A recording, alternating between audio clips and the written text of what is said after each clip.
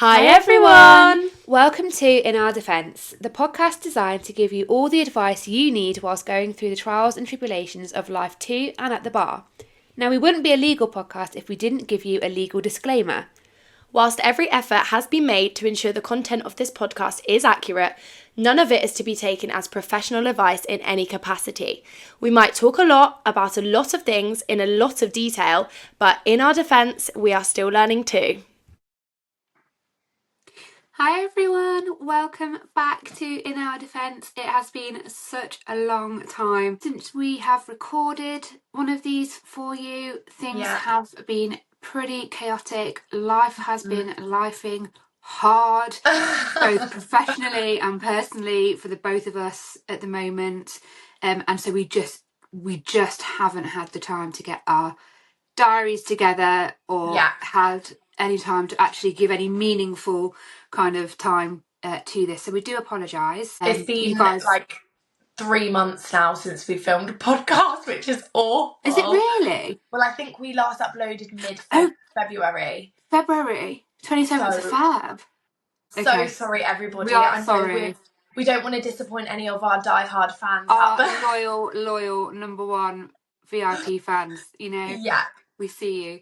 We see you, we hear you, we're back and bringing you more. We are back with a bang, baby. So this week we thought we would just kind of do a bit of a catch up in terms of what's been going on for both of us.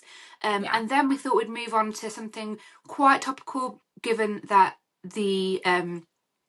we've just come to the end of the examination period, and it's basically we're going to talk about how to deal with the stress of exam results and what to do if you haven't perhaps done as well as you hoped. That's something we both have experience with, so we thought we would share our thoughts on that.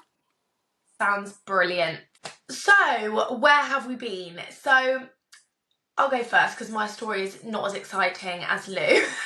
So we obviously did our masters. We handed that in at the end of March. So we both did the reflective report, which is basically a reflection on a legal placement you did. So I did mine on the death row placement that I did last year, which was super interesting. And that was a long process to get that completed. But we did it in the end and we got it in and everything. So yeah, that's where I've been. And then I also did another exam at the end of April. I went on holiday as well. I was very lucky to have a little holiday. And I am just currently on the job market, prowling the job market, and there is absolutely nothing going on. There's nothing legal at the minute. I don't know whether that's just my experience and where I am in the country. I don't think Norfolk is particularly very diverse in their jobs in the job market right now, but I'm keeping applying for things and we'll get there eventually. Unemployed life is really fantastic and very boring, I have to say, so I'm hoping I get a job soon. But so I need a job, seriously. So mine's not as exciting as Lou's has been. So Lou, take it away. Tell us what you've been up to with pupilage interviews. I mean, I'm not sure I would use the word exciting, but perhaps more like daunting, terrifying, stressful and chaotic. Like India, I mean, I'll be candid, I didn't actually submit my masters this time round. I have put in for a deferral, so I'm not submitting my masters now till September, just to personal circumstances.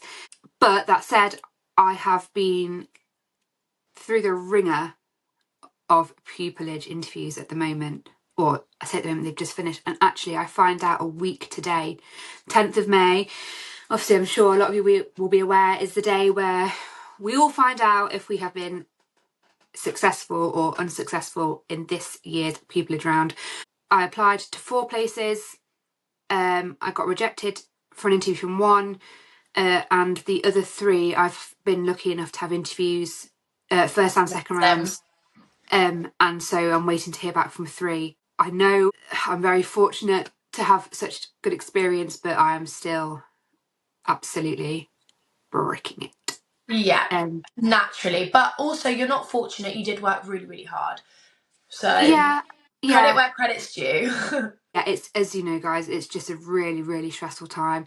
It's this constant feeling of being on display and kind of having to really expose yourself. And I know that's what if you're going to be a barrister, part of the job is being able to talk and being able to be on show and being able to hold court. Yeah.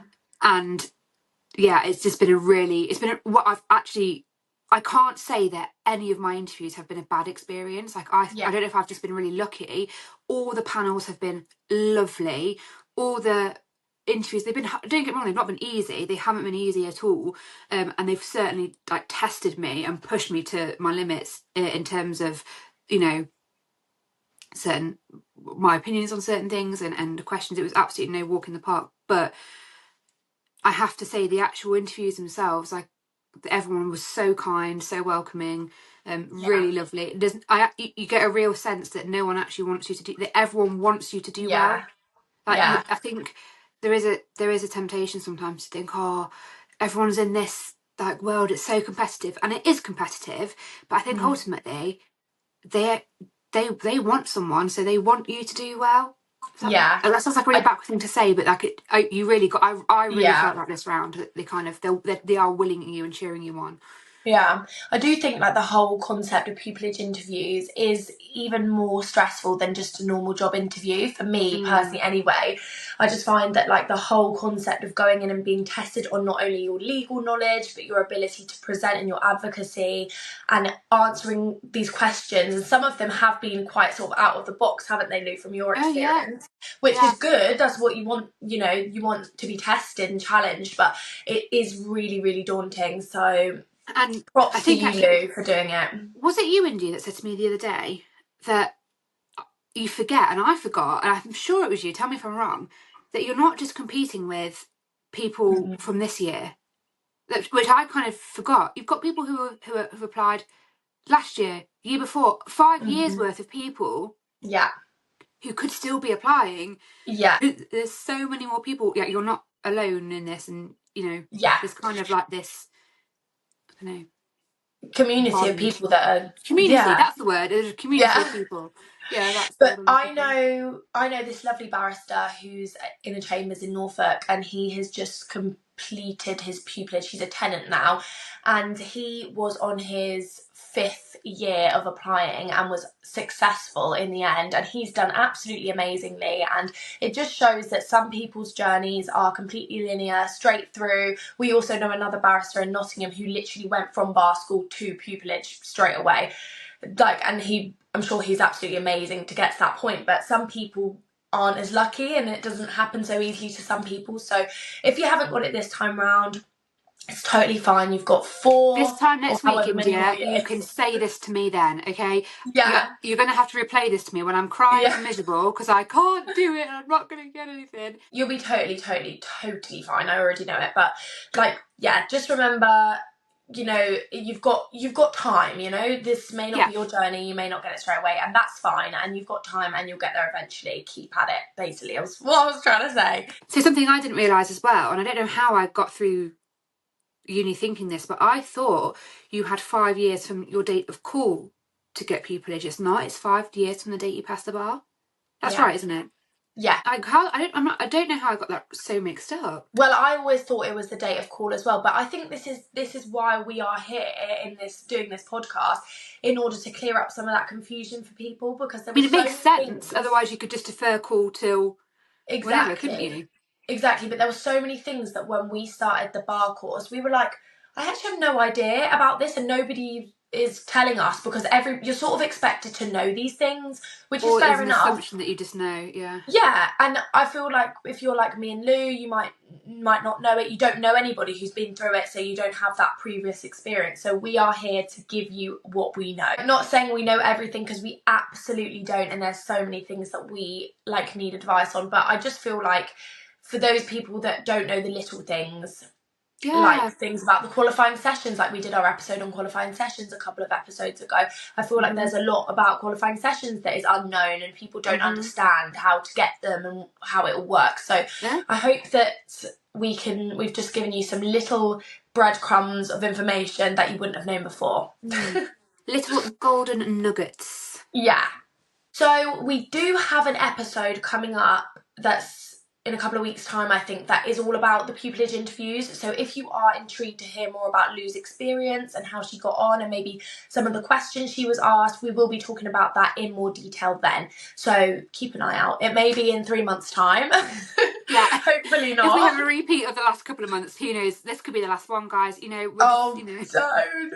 Hopefully we'll get around to doing that one sooner rather than later for you guys and letting you know how we get on. So yeah. Absolutely.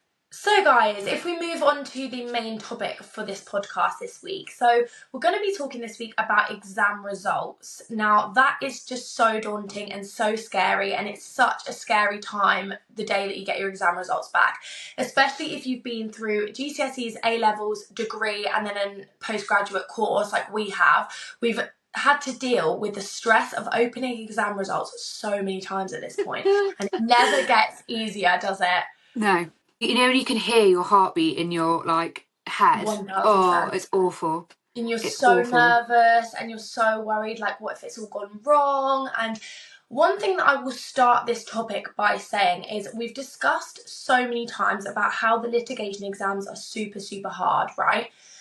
At Nottingham Trent, you get unlimited resits of the litigation exams. So you can redo those litigation exams as many times as you need to pass the bar. But you have to pay for your resits. So you basically re-enroll the next year and you get 3 resits in that year group. Which I hadn't appreciated, because not all unis do it, do they? Didn't realise Trent did it, actually, until you told me literally the other day. I think ICA in London, they only give you 3 chances to pass the bar, so to pass the litigation exams. So we were really lucky in having that at Nottingham Trent. And again, that's something I would take into consideration when considering where you're going to do your bar course is, God forbid, you do end up having to retake, which so many people have to retake these exams, then you can do it. You get 1 free resit at Nottingham Trent and then you have to pay for the next ones. So it's not the end of the world if you don't pass it first time, because you do get a free resit and you can resit it as many times as you need to. Mm-hmm. So that hopefully will bring you guys some peace. It definitely did bring me some peace when I was doing it, knowing that I did have sort of unlimited chances at it. It depends sort of how much you want to throw money at it, I guess. Me and Lou, unfortunately, did both have to resit. So I had to resit criminal and civil, and Lou had to resit only criminal. Yeah. And if that doesn't tell you how difficult these exams are, I mean, me and Lou worked so hard for these exams. And unfortunately, it just didn't go the way we wanted it to. And we understand the process of opening those exam results and seeing it says not competent, which is just heartbreaking, isn't it, Lou? Yeah, absolutely. And you kind of, everyone always goes, oh no, I'm not getting my hopes up, but you do, you can't help but kind of quietly think, oh yeah, I think I might have done it this time. And I remember thinking, I had it in my head, I was absolutely convinced, having worked in the criminal world for such a long time, I didn't necessarily find the criminal litigation paper, I'm going to say I didn't find it hard. That sounds like I'm making it easy. No, not at all. I had geared myself up for this criminal paper to be really, and perhaps, I think actually, and I'll come on to this, I think perhaps I relied too much on my own experience and not so much on the syllabus there, and I think that's what happened. Again, I'll touch on that a bit more in a minute. But I was convinced I'd failed civil. Absolutely convinced, because that was the hardest exam I think I've ever had to do. Purely because of the sheer volume of material. You guys have seen the white books that you have to try and retain and regurgitate into that exam.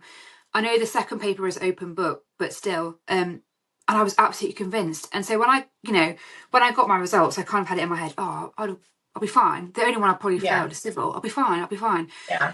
And then when I opened it, and the first one that came up was criminal, and it said not competent, I was just shocked. Oh, yeah. And I only missed it by 2 marks or 1 mark. I can't remember. It was 2% or something. Yeah, it was ridiculous. Yeah, the tiniest one. Hopefully you guys will get the results you want first time around. Yeah, I hope everybody passes first time. I really do. But if you don't, you're not alone. Yeah. We've both had to do it.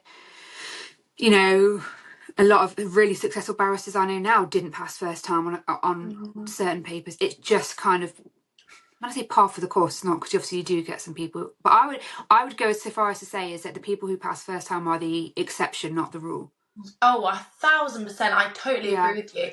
I think it shows as well in our friendship group at bar school. Is there like 6 of us in our friendship group, and only 2 of us passed everything first time. 2 out of 6. Yeah. And I dare say, like, we were all pretty good at the bar course and the modules that we had to do. And I was shocked to know that only 2 of us out of 6 passed everything first time. And that was just in our small group, like across the wider year, you know. And I remember, India, when we were in the library, when we kind of first started the course, there was those 2 girls who came in, and we were like, oh, we don't, you know, us being the library police. Yeah, because we had our own. Another thing about Nottingham Trent, you have your own bar course room, which was our pride and joy. Like, we used to just sit in there and felt like we were the shit. Like, truly, we were like, yeah, we run this library. That room had to be protected at all costs. When I tell you. Yeah, you see somebody coming in the library. You see somebody coming in that room that you don't recognise. It's like, hang on a sec. Hang on, you haven't paid 15 grand to be in this room. Exit, please. Oh my goodness. Oh, but it turns out these girls were resitting. So they had every right to be. They had every right to be, if not more right than us, because they've been there for longer. And they were saying, I think one of them was saying it was her 3rd or 4th, I can't remember. Yeah. You know, like, it happens. It's more common than you think. It's character building, if nothing else.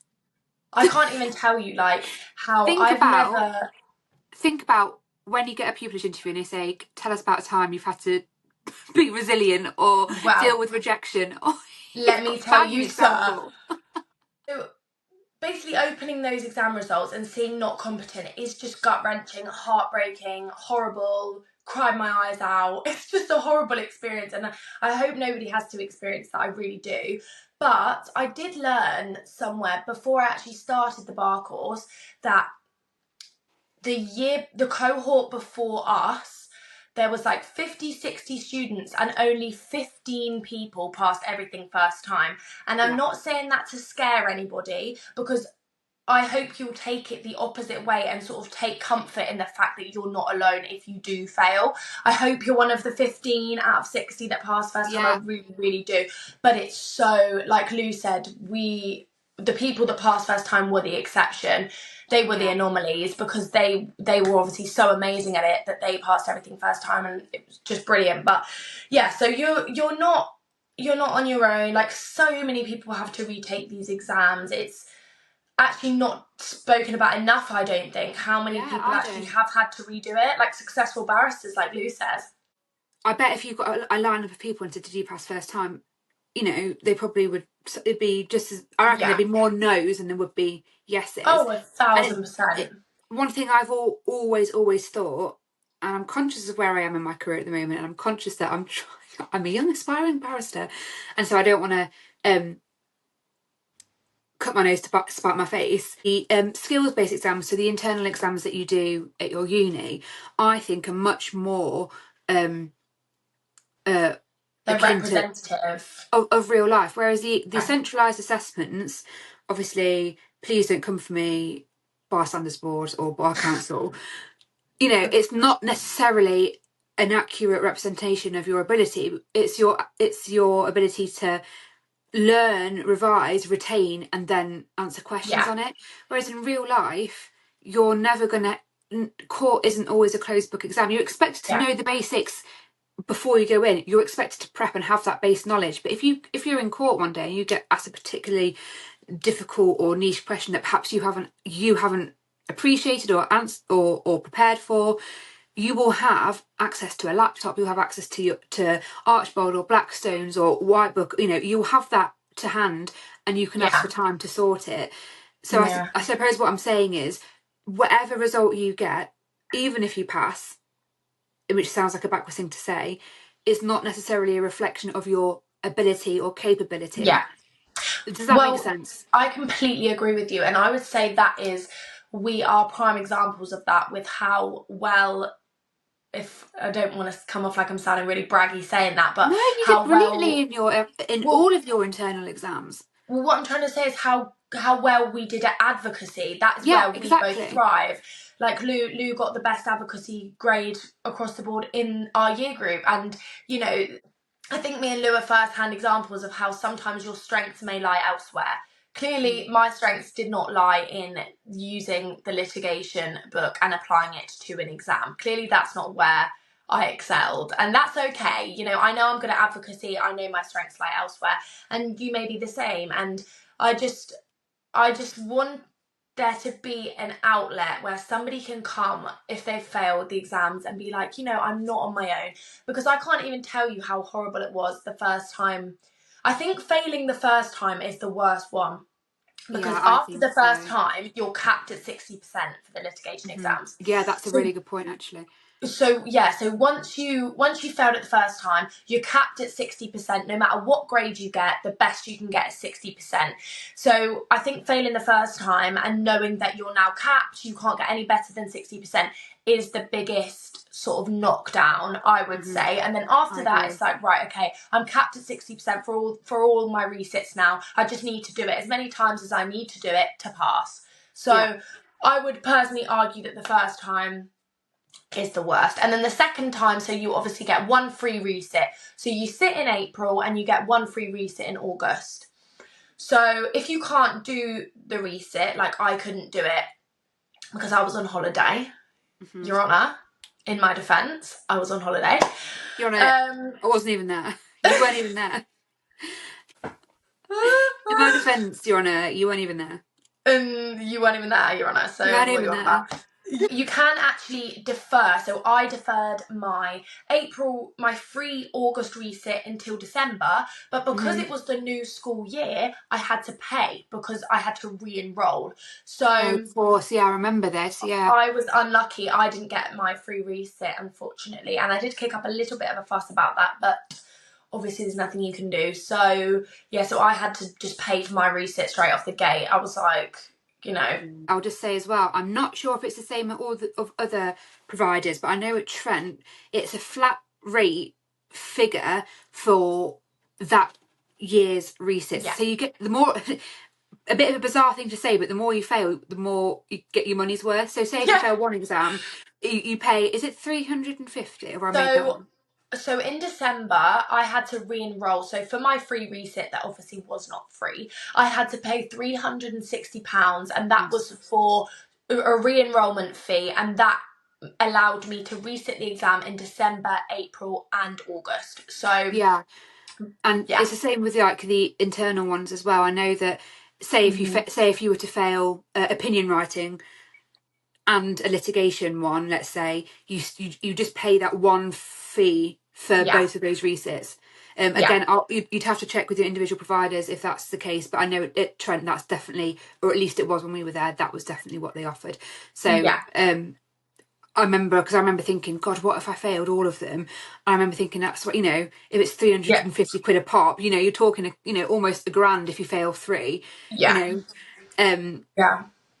So that, like Lou said, that £360 would have entitled me to sit both civil and criminal and the other internal exams had I failed those as well, which thank God I didn't. But so it's been a tricky period. I'm not going to lie. This year has been really mentally challenging. I'm talking about the bar course year.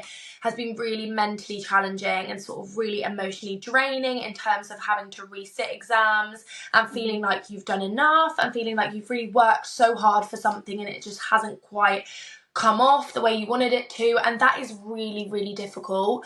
And it's a difficult concept to grasp, feeling like you are not good enough maybe to do something. But please don't feel like that. Trust me, I have felt like that for months and months and months. But it's just the way of life. Life comes at you fast. It happens, I was really lucky. So I passed obviously my GCSEs, A-levels, went through my degree, I sailed through my degree. I didn't have to resit anything. I didn't even defer anything in my degree. I sailed through it. I sailed through all the internal exams at bar school, and then the external litigation exams came, and I was just smacked back down to earth, and I was humbled. I was like, okay, this is my first ever exam failure, ever. Yeah. And that was really difficult to grasp, I'm not going to lie. I think that's what I was trying to say earlier about the criminal one. Again, and it's if nothing else, it's a learning curve, and it's and like I've been able to reflect on it. I think I had it in my head, I'll just chuck all my eggs into civil because I need, that's the one I don't really understand. I work in the criminal world, I'll be fine. I mean, that's not me saying I didn't revise criminal, I did, but I kind of didn't put as much effort into it, or as much as I should have done, because I thought, I've got enough of my own experience to carry me through.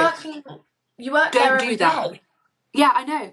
Don't do that, because the academic and the practice don't always align. I mean, they do and they should, but in reality they don't always. Yeah. And so so that was, so when I had to do the resit, I know, I said I was very, very close to passing and everything, but I really just I changed the way I revised entirely for that, in that I just, the way I was revising for civil, I started to revise for criminal. I really kind of I almost had to forget what I knew and relearn it.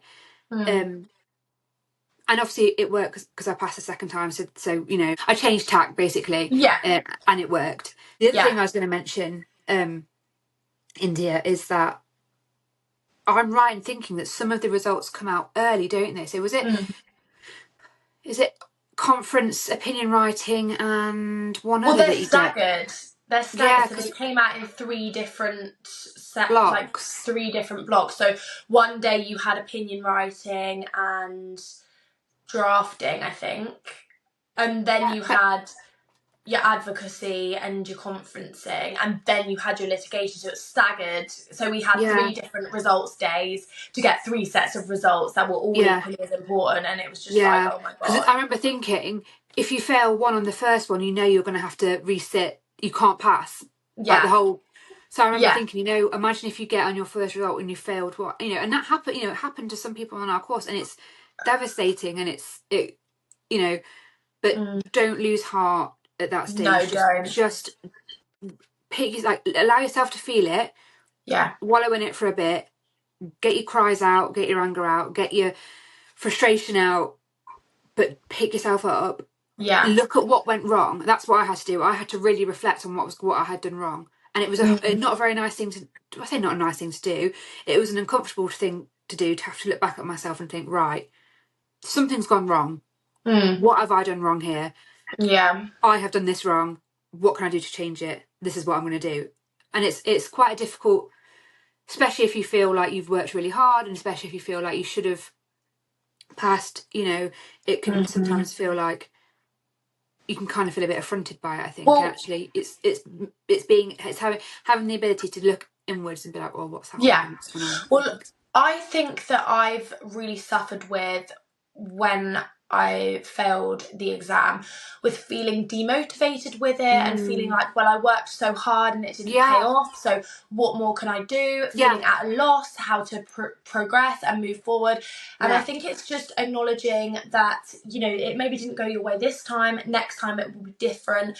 Pick yourself up and just push onwards. And it's so much easier said than done. I know that I've been through it. Trust me, I've had my dad telling me every day, like, you need to get motivated. Where's your grit? Because I'm a resilient person, and I felt like I completely lost my grit and my sort of tenacity for it. And thankfully I've got that back, and I think it was just sort of like making the mental connection that you can do this, you will do this. It's really, really rubbish what's happening right now. It's not what you want, but you will get there eventually. And absolutely, I would just like to say as well, in the resit, there was somebody there who has done the resit, I think 7 times or something. And I do think, like, kudos to them for keeping going. They'll get there. sure they'll get there in the end and they'll be amazingly successful, and sometimes it just doesn't work and you can just be really unlucky. Sometimes it's how you feel on the day, your focus on the day, how I think maybe sometimes it's what the questions are like on the day. Sometimes, obviously, I know we've spoken about revision techniques in the past, but you're told how many questions are going to be on a particular area. My advice would always be the more questions that are on that area, they're the parts you start with first. So you've kind of dwindled those down.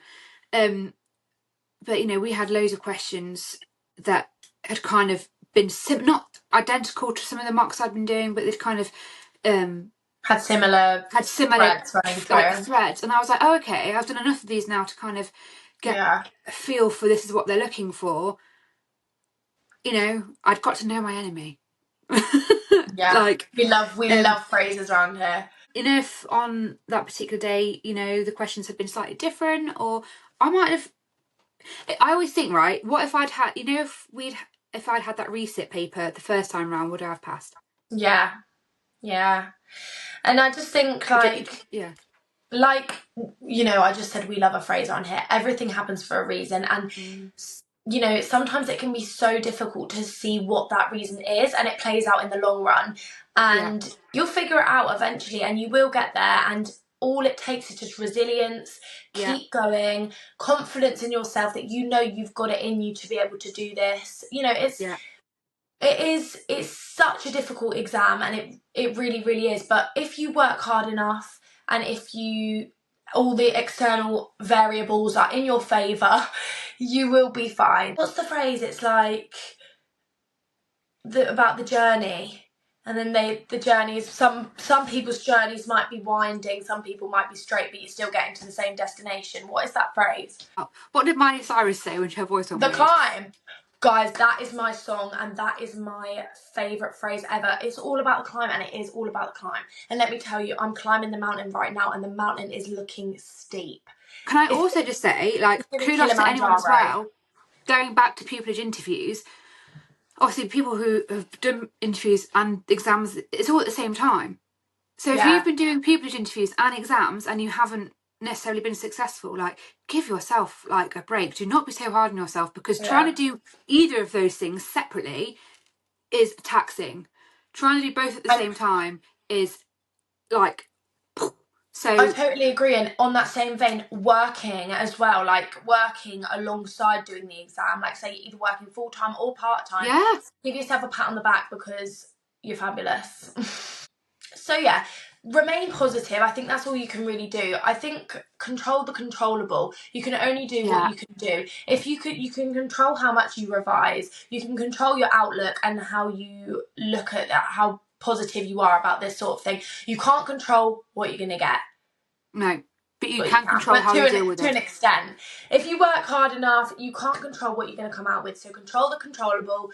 Keep moving on. You've got this in the bag. If you have unfortunately failed and you need a bit of advice, or you're feeling really upset about it, please come and speak to me and Lou, because we know this firsthand, how difficult it is and how heartbreaking it is, and you're not alone. I can't, even if you may not feel comfortable asking your peers whether they passed or what they got, I'm sure a lot of them are in the same boat as you. So I want to add on that, just before we go, I want to add on to that. It can be really, we were lucky, we have a really good, lovely friendship group, but it's still, when you're in quite often, as a lot of us are now, in group chats, and everyone's saying, oh my god, I smashed it, I passed, and you get your results and you perhaps have failed, or it's not what you want. It can feel first-hand experience. Oh god, it can feel crushing, because you're like, well, why not me? Well, why not me? Why couldn't that be me? Why not? Why is it, and you're in your own lane. And be happy for your friends, be happy for your contemporaries. But if you feel like you can't handle that, maybe turn your phone off or mute the chat. Take yourself out of the equation. Or stay away from social media or LinkedIn. Take some time to reflect.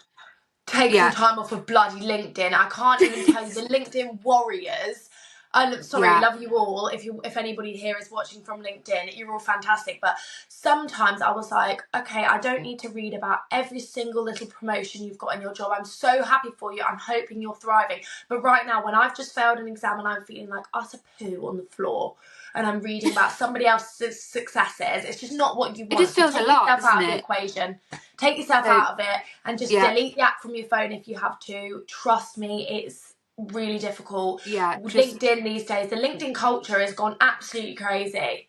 Yeah, step aside. They'll understand. Just take some time for you. Pick yourself up, dust yourself off, and get back out there. 1000%. And you'll be fine. Also, before we go, I, India, was walking around work the other day, and I met a fan. So shout out. Yeah, she came up to me and was like, "Oh my God, do you have a podcast?" I was like, "Yeah." That is so lovely. I know. And she's just applied to Trent. She's starting this year. So. Oh, brilliant. Yeah. Amazing. All the best, whoever that lovely lady was. All the best to you. Absolutely. And I have also had some nice comments about the podcast as well, like some people telling me that they're enjoying it. So thank you so much, guys, whoever's been watching and giving us such nice comments. It's really lovely to feel like something we're doing is appreciated. So thank you. I mean, we always said if it just reaches one person, and I know that it has reached at least one person now. So that's fine. Yeah. We've done our job. We're fine now. That's it. We're out now. The next episode, I think, we're not going to promise when it's going to be out because we've got super hectic, busy things going on at the minute. But it is going to be the Pupilage application one. I think it's episode 9. It is. Yeah. So, and in theory, the next time we do this, I might have pupilage. You will know. Or I might not. I'll know at least. Either way, you'll know, and you can at least be at peace without the decision, So yeah, it's super exciting time, and we hope everybody gets pupilage or at least has learnt some amazing things from the interviews and taken some things forward with them. So yeah, we'll see you. Who've just finished the bar for last year, are having a well-earned rest in between now and exam results. Absolutely. Take your foot off the gas now. Have a chill.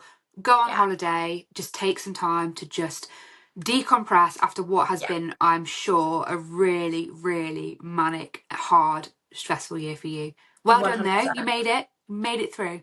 Go to the spa, have a nice massage, sort yourself out, get some of those knots in your neck and your back sorted out, because I'm sure studying has made you very... I'm sure studying has made you very, very rigid in your body. So go loosen up a bit, have some fun. Not least from hodding around the books all the time. I hope you all got a suitcase. I hope those who are going this year with a suitcase. That's still I don't care.